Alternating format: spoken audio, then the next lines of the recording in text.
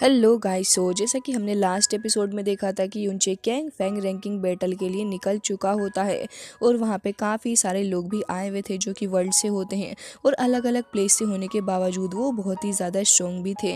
जिसके बाद इस एपिसोड की स्टार्ट होती है एंड हम देखते हैं यहाँ पे कुछ लोगों की एंट्री और होती है, जिसमें से एक बंदा जिसका नाम शाओ जुएथियान था वो अपने बेटे शाओ क्वान से कह रहा होता है कि तुम्हें तो पता ही है कि पिछली बार जो रैंकिंग बैटल हुआ था उसके अंदर हम लोग पीछे रह गए थे, इस बार तुम्हें अच्छे से परफॉर्म करना होगा।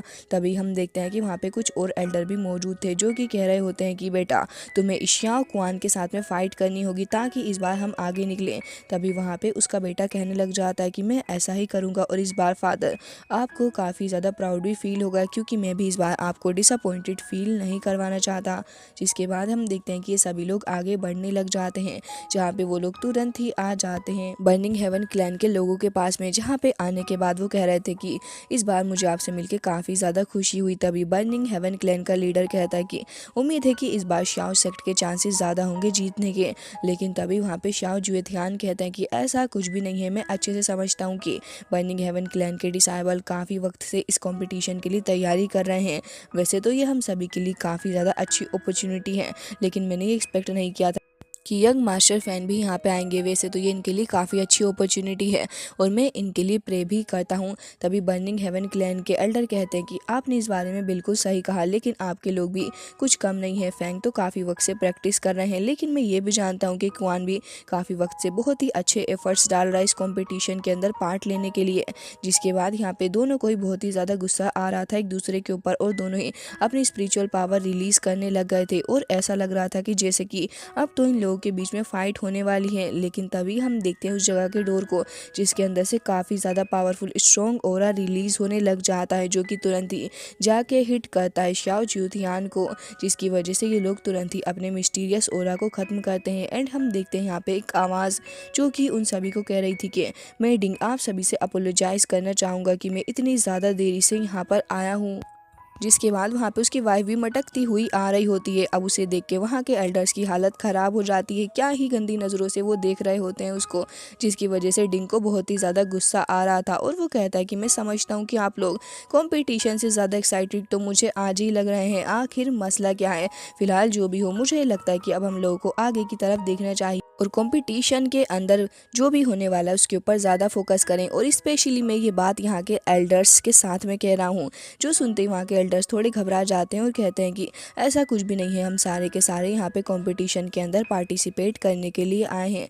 लेकिन जो भी हो, कंपटीशन के लिए काफ़ी ज़्यादा एक्साइटेड भी हैं हम लोग। तभी हम देखते हैं बर्निंग हेवन क्लैन के एल्डर को, जो कि कह रहे थे कि आपने इस बारे में बिल्कुल सही कहा, लेकिन कुछ लोग फिर भी लड़कियों के ऊपर नज़र रखने से बाज नहीं आते। जिसके बाद यहाँ पे शाओ जुएथियान कहते हैं कि मुझे लग रहा है कि आप कुछ ज़्यादा ही बोल रहे हैं, मैं अभी एक्शन ले लूँगा।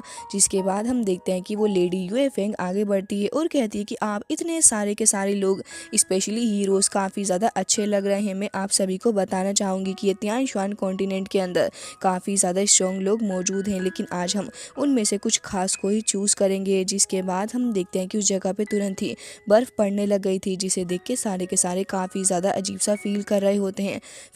फिलहाल हमें पता चलता है कि बर्फ़ इसलिए गिर रही है क्योंकि यहाँ पर आइस क्लाउड इमोर्टल पैलेस से फेरीज वगैरह आने लग गई हैं, जिसकी वजह से आइस यहाँ पर गिर रही है। जिसके बाद हम देखते हैं कि वहाँ पे फेरीज की एंट्री भी हो जाती है और सबसे पहले हमें यहाँ पर देखने को मिलती है एक और काफ़ी ज़्यादा खूबसूरत फेरी, जिसे देख के सबके होश उड़े के उड़े रह जाते हैं। एंड ये कोई और नहीं बल्कि लिटिल फेरी ही थी, जिसके साथ में और भी काफ़ी सारी फेरीज उस जगह पर आई हुई होती हैं इस कॉम्पिटिशन के अंदर पार्ट लेने के लिए। तभी वो सारी की सारी आगे बढ़ रही होती हैं एंड हम देखते हैं कि उनके उस जगह पर रुकते ही बर्फ़ धीरे धीरे करके थमने लग गई थी। एंड यहाँ पे हमारी लिटिल फेरी आगे बढ़ रही होती है, जिसे देख के यहाँ पे डिंग तो फ्लैट होते ही हैं, लेकिन आसपास मौजूद सारे के सारे लोग भी फ्लैट हो चुके थे क्योंकि लिटिल फेरी है ही इतनी ज़्यादा ब्यूटीफुल। जिसके बाद हम देखते हैं कि वो सभी आगे बढ़ने लग गई थी, सारे के सारे लड़कों की नज़रें उनके ऊपर ही होती हैं कि आखिर ये कौन है जो कि इतनी ज़्यादा ब्यूटीफुल है। इवन यहाँ पे बर्निंग हेवन क्लैन के लोगों के तो मुँह खुले के खुले ही रह जाते हैं। एंड यहाँ पे हम देखते हैं फ़ैन को, जो कि कह रहा था आखिर ये इतनी ब्यूटीफुल लड़कियां कहाँ से आ रही हैं। तभी एल्डर कहते हैं कि ये आइस क्लाउड इमोर्टल पैलेस से हैं और काफ़ी ज़्यादा टैलेंटेड भी हैं। इनमें से एक तो काफ़ी ज़्यादा ब्यूटीफुल भी है, जो कि मुझे भी देखने में सुंदर लग रही है। तभी हम देखते हैं डिन को, जो उन्हें देख के थोड़ा सा पागल सा ही हो चुका था, जिसकी वजह से युन फैंग को काफ़ी ज़्यादा गुस्सा आ रहा होता है और वो फिर आगे बढ़ने लग गई थी। तभी लिटिल फेरी को देखते हैं जो कि फ़िलहाल कुछ भी मूव नहीं कर रही होती है, बल्कि ऐसे ही खड़ी होती है। तभी डिंग आगे बढ़ते हैं और कहते हैं कि आप यहाँ पे आई हैं, मैं काफ़ी ज़्यादा खुश। वैसे प्रिंसेस आप ठीक तो हैं और ये सफ़र आपके लिए कैसा रहा। तभी उसके पास वाली लड़की आगे बढ़ती है और कहती है कि आपको इन सारी चीज़ों के बारे में कंसर्न दिखाने की कोशिश नहीं करनी चाहिए, वो बिल्कुल ही ठीक है।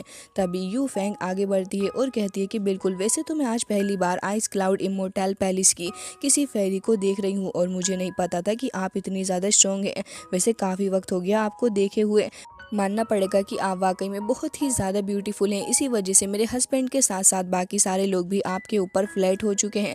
भला ऐसा क्या ही जादू आपने इन लोगों के ऊपर कर दिया है। जिसके बाद वो गुस्से से आगे बढ़ रही होती हैं, लेकिन तभी डिंग उन्हें रोक लेते हैं और कहते हैं कि तुम किस तरीके की हरकत कर रही हो, ये सारे के सारे हमारे मेहमान हैं। और अब अपनी वाइफ से डरते हुए वो कह रहे होते हैं कि आप सारी के सारी यहाँ पे आई हैं, बहुत ही ज़्यादा खुश हूँ मैं और अपनी वाइफ की वजह से आपसे माफ़ी भी मांगना चाहूँगा।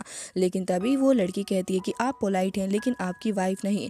तभी लिटिल फेरी उस जगह से हट के जाने लग गई थी, क्योंकि उसे समझ में आ चुका था कि ये लोग उसकी इंसल्ट कर रहे हैं। जिसकी वजह से हम देखते हैं कि यहाँ पे वो लड़की पूछती है कि आखिर आप इतनी ज़्यादा रेस्टलेस क्यों लग रही हैं। अब तो हम लोग तियान जियान विला के अंदर भी आ चुके हैं, लेकिन उसके बावजूद भी आपका मूड इतना ज़्यादा ख़राब क्यों है। तभी वहाँ पे वो कहती है कि देखो, इतना वक्त हो चुका है, मैं काफ़ी वक्त बाद इस जगह पर आई हूँ। यंग जनरेशन से काफ़ी सारे लोग यहाँ पर मौजूद हैं और मैं इस बात को जानने के लिए एक्साइटेड हूँ कि आखिर इन सारे के सारे लोगों के अंदर सबसे ज़्यादा स्ट्रॉन्ग कौन होगा। और मैं ये भी जानना चाहूँगी कि इस वर्ल्ड के अंदर कौन है जो कि अपना बेस्ट देकर इस जगह पर अपनी रैंकिंग को हासिल करेगा। जिसके बाद वो आगे बढ़ती जाती है और फिर कहती है कि जितना मुझे तुम्हें बताना चाहिए था मैंने तुम्हें बता दिया है, अब इसके आगे तुम कुछ भी मत बताना। तभी हम देखते हैं कि वो तुरंत ही आगे बढ़ती हैं और कहती हैं कि किंगवे, इसे अपने पास में रख लो। और फिर तुरंत ही उसको एक लॉकेट भी दे देती हैं। जिसके बाद हम देखते हैं कि वो उस लॉकेट को अपने पास में रख लेती है, लेकिन सडनली रियलाइज़ होता है कि कोई और भी है जो कि अभी इस जगह पर आने से रह गया है। एंड ये कोई और नहीं बल्कि यूनचे ही होता है, जो कि मिस यून के साथ में आ गया था। और फिर दोनों ही आते ही वहाँ पे फ्लर्ट वगैरह करने लग गए थे। यंग मास्टर फैंग जैसे ही देखता है कि मिस यून यून चे के पास में खड़ी है, वो बहुत ही ज़्यादा भड़क जाता है और कहता है कि आखिर ये लड़का है कौन। तभी यून और यून चे दोनों ही आगे बढ़ रहे होते हैं। ये सब कुछ देख के आसपास मौजूद लोगों को बहुत ही ज़्यादा गुस्सा आ रहा था, स्पेशली बर्निंग हेवन क्लैन के एल्डर को। वो तो भड़कते हुए कहते हैं कि ये लड़का है कौन जो कि मिस यून के साथ में खड़ा हुआ है। जिसके बाद हम देखते हैं श्याओ कुआन को भी, जो कि कह रहा था कि फादर, मुझे तो इस लड़के के ऊपर बहुत ही ज़्यादा गुस्सा आ रहा है, इसने मिस यून का हाथ कैसे पकड़ रखा है। तभी उसके फादर भी कहते हैं कि तुमने बिल्कुल सही कहा, लेकिन मिस यून भी तो उसके साथ में है। अगर वो उसके साथ में खड़ी है तो इसका मतलब ये है कि ये लड़का कोई मामूली लड़का नहीं है, बल्कि काफ़ी ज़्यादा स्ट्रॉन्ग होगा। और ये कहते हुए वो बहुत ही ज़्यादा नाराज़ भी हो रहे थे। तभी हम देखते हैं डिंग को, जिनकी नज़रें फिलहाल उसी जगह पर होती हैं जहाँ पे फेरीज खड़ी हुई थी। जिसके बाद मिस यून और साथ साथ यूनचे आके उन्हें ग्रीट करते हैं। एंड यहाँ पे यून कहती है कि हमारी तरफ से ये पार्टिसिपेट करेंगे ब्रदर यूनचे। ये सुनते ही डिंग हंसने लग जाते हैं और कहते हैं कि वैसे तो ये यंग मैन काफ़ी ज़्यादा प्रॉमिसिंग लगते हैं, फिलहाल मुझे ये बताइए कि आखिर आपके फादर की तबीयत कैसी है। तभी यून कहती है कि हाँ वो अब ठीक ही हैं। जिसके बाद हम देखते हैं कि यहाँ पे किंगवे देखने लग जाती है यूनचे को ही। जिसके बाद हम देखते हैं कि यहाँ पे एक दूसरी लड़की आगे कहती है कि किंगवे आखिर तुम इसे क्यों देख रही हो। जिसके बाद यहाँ पे वो कहती है कि कुछ नहीं, बस इस लड़के को देखकर मुझे किसी की याद आ गई, थोड़ा थोड़ा सिमिलर लग रहा है। तभी फेरी को देखते हैं जो कि वहाँ पे मौजूद थी और कह रही थी कि आखिर तुम किसको देख रही हो किंगवे। जिसके बाद यहाँ पे वो कहती है कि किसी को भी नहीं, बस हम यूनचे को देख रहे थे जो कि काफ़ी ज़्यादा स्ट्रॉन्ग मैन है।